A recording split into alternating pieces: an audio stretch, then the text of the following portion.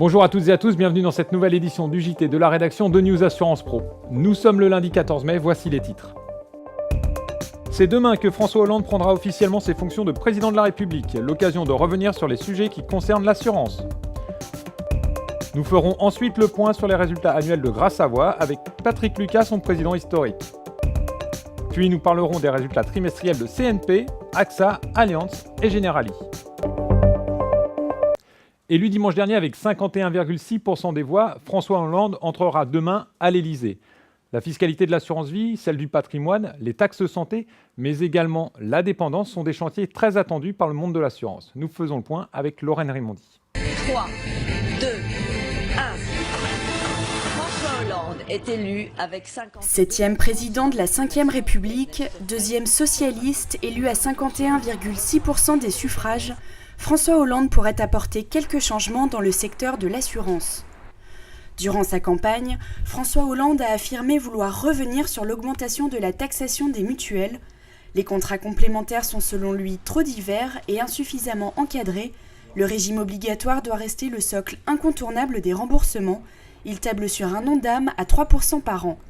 Du côté de l'assurance vie, le secteur est plus inquiet puisque François Hollande avait annoncé vouloir taxer les revenus du capital au même titre que ceux du travail. Michel Sapin, responsable de sa campagne, a émis l'idée d'une hausse de la taxation seulement pour les nouveaux contrats rachetés avant 8 ans. Concernant la dépendance, François Hollande a déclaré vouloir poursuivre la réforme. Il prévoit la création d'une 5e branche et d'une cotisation spécifique pour la financer. Le courtier Gras Savoye a été secoué par le changement à la tête de sa direction générale il y a quelques semaines. Il a néanmoins livré ses résultats que nous commente Patrick Lucas, son président historique. Gras Savoye a terminé l'année 2011 avec un chiffre d'affaires de l'ordre de 554 millions d'euros, un petit peu plus de 554 millions d'euros, ce qui est quand même une légère baisse de 1,3%, ce qui est la première fois que ça nous arrive. Une caractéristique, c'est que nous avons quand même eu quelques contrats très spécifiques que des clients ont internalisés chez eux, qui ont réduit le chiffre d'affaires. Donc ça veut dire qu'en fait on a une progression néanmoins, on a une progression quelque part, mais c'est 1,3 en moins. Bonne réussite sur le plan de l'assurance de personnes, qui s'est développée à un rythme supérieur à 4,5%. Ce qui conforte bien Gras Savoye dans le fait que, mon Dieu, nous sommes le numéro 1 en général, mais également une progression très très forte dans l'assurance de personnes. Quant à l'international, lui, il a connu un développement qui est nettement supérieur, 3, quelque chose, au-delà de 3%, avec la poursuite de notre développement international dans les pays qui sont des pays émergents, ou dans des pays où le marché de l'assurance n'est pas mature, ou dans des pays où c'est le marché du courtage qui n'a pas pris sa part. Et ce sont les 3 caractéristiques de nos choix, avec une constante qui est celle du continent africain, où on a objectivement le plus beau réseau intégré capable de traiter l'ensemble des problèmes que peut avoir une entreprise, soit dans un pays, soit dans l'ensemble du continent. Et nous ne cessons de gagner des entreprises multinationales de tous les pays du monde qui s'adressent à nous pour les investissements qu'ils peuvent faire. Résultat toujours, mais trimestriel. Cette fois-ci, nous revenons sur les chiffres d'AXA, Allianz, CNP Assurance et Generali. Un sujet préparé par Thierry Goubi.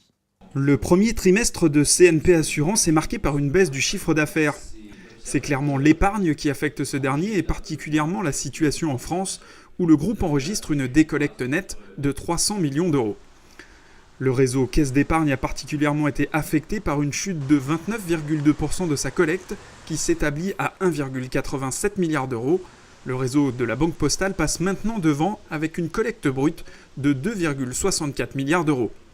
Néanmoins, CNP Assurance profite d'une hausse du chiffre d'affaires en santé, en prévoyance et en emprunteur qui modifie un peu la contribution au chiffre d'affaires de l'assureur de personnes.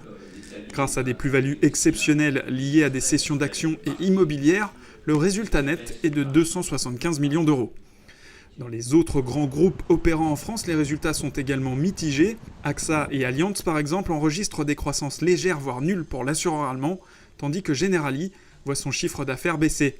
Les résultats sont toutefois moins affectés qu'en fin d'année 2011 par les marchés financiers.